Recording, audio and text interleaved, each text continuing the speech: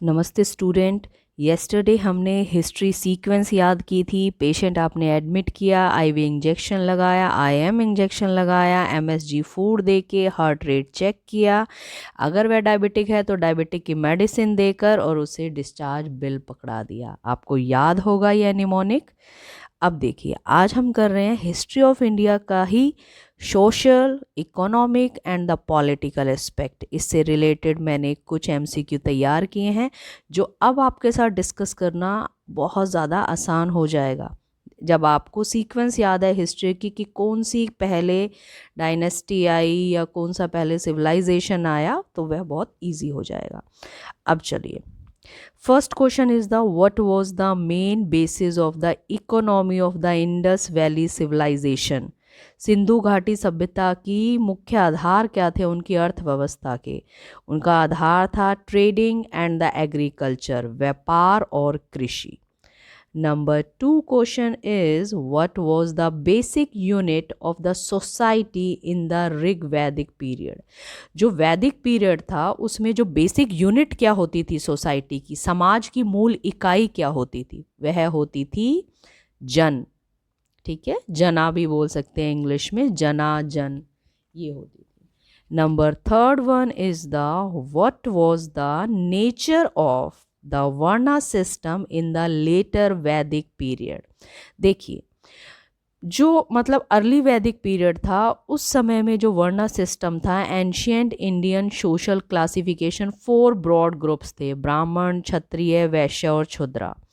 ये totally linked थे उनके कर्मा से, based on their occupation and qualities. लेकिन जब लेटर वैदिक पीरियड आया, क्लासिफिकेशन बहुत ज़्यादा रिजिड हो गई, टोटली बेस्ड हो गई birth based as well as on the hereditary.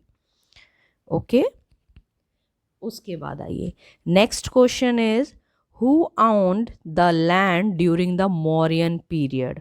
Maurya period के टाइम में लैंड को कौन ओन करता था, वो करते थे स्टेट्स, राज्य। नेक्स्ट वन इज, देखिए इसी में ही हम एक कॉन्सेप्ट और कर सकते हैं। जब मौर्यन पीरियड्स था तो उसके एम्परर कौन थे, चंद्रगुप्ता मौर्य, मैंने ऑलरेडी बताया। उन्होंने क्या किया था, कौन सी डायनेस्टी को उखाड़ फेंका था, वह थी नंदा डायनेस्टी। बाद में जो एम्पायर था पूरा वो एक्सपैंड हुआ 2 सक्सेसर के थ्रू। उनके नाम थे, number 1 is the Bindusara, number 2 is the Ashoka. और अशोका ने ही आगे जाके कलिंगा पे विजय प्राप्त की थी। तो जो बिंदुसारा और अशोका और चंद्रगुप्ता मौर्य, ये सब मौर्य डायनेस्टी, मौर्यन पीरियड, इनसे बिलोंग करते हैं। ठीक है, next question is Megasthenes visited the court of which Mauryan ruler. कौन से मौर्यन रूलर के कोर्ट में मेगास्थनीज आए थे। पहली बात तो मेगास्थनीज थे कौन, ये एक प्रकार से ग्रीक हिस्टोरियन फेमस थे। ठीक है, उन्होंने बुक भी लिखी थी जिस बुक का नाम था इंडिका, जो टोटली बेस्ड थी कि मौर्यन का एडमिनिस्ट्रेशन कैसा था, उस समय सोसाइटी कैसी थी और उनका कल्चर कैसा था। तो वो किसके कोर्ट में गए थे, ऑब्वियस सी बात है वो मौर्यन के जो एम्पायर चंद्रगुप्ता मौर्य, उनके कोर्ट में गए थे। ठीक है, next one is why is the Gupta period called the golden age. मैंने पहले भी बताया है, गुप्त काल या गुप्ता पीरियड को ही जो स्वर्ण युग या गोल्डन एज कहा जाता है। क्यों, क्योंकि उस समय social, economy and the culture की बहुत ज़्यादा प्रोग्रेस हुई थी। ओके, चलो next question is to whom were land grant mainly given during the Gupta period. देखो, गुप्त काल में जो भूमि अनुदान होता था ना, मतलब अगर आप लैंड को ग्रांट कर रहे हैं तो मुख्यतः वो किसको दिए जाते थे, वो मेनली गुप्ता पीरियड में, गोल्डन एज पीरियड में वो दिए जाते थे ब्राह्मण और वहाँ के जितने भी ऑफिसर्स थे। ऑफिशियली ब्राह्मण और ऑफिसर्स को दिया जाता था। Next question is sabha and samiti were related to which aspect. Sabha और समिति का संबंध किससे है, ये पॉलिटिकल इंस्टीट्यूशन है। ठीक है, next question is what was the main form of land system in south India. देखिए, जो साउथ इंडिया है उसमें लैंड सिस्टम बहुत इंपॉर्टेंट क्वेश्चन है, वो था ryotwari system. Ryotwari system, this is also known as Munro system. इसमें ये इसका मतलब क्या है? डायरेक्ट रिलेशनशिप होता था गवर्नमेंट और किसान के बीच में कोई जमींदार नहीं जो टैक्स ले रहा है, ऐसा कुछ नहीं है। सीधा एक कंप्लीट रिलेशन या एक कंप्लीट एक प्रकार से क्या बोले एक संबंध होता था गवर्नमेंट और किसान, जिसे हम कल्टीवेटर भी बोलते हैं, उनके बीच में। ठीक है, तो वह एक प्रकार से साउथ इंडिया में मेन फॉर्म था लैंड सिस्टम का। Next question is what were village assembly called in Chola administration? जो चोला एडमिनिस्ट्रेशन था उस समय में विलेज असेंबली क्या कहलाती थी? वह कहलाती थी उर, सभा और महासभा। ये 3 वर्ड हैं जो चोला एडमिनिस्ट्रेशन में विलेज असेंबली कहलाती थी। नेक्स्ट क्वेश्चन, बहुत ज़्यादा ये क्वेश्चन आता है, इक्ता सिस्टम। ठीक है, इक्ता system was related to which aspect? भैया लैंड रेवेन्यू के अंडर आता था इक्ता सिस्टम। इक्ता सिस्टम आया मेडिवल टाइम में और मेनली अंडर द दिल्ली सल्तनत का हमने निमोनिक पढ़ा था। क्या उसकी 5 डायनेस्टी थी? SKTSL। यस, आपको याद है SKTSL। ओके, चलो आगे चलते हैं।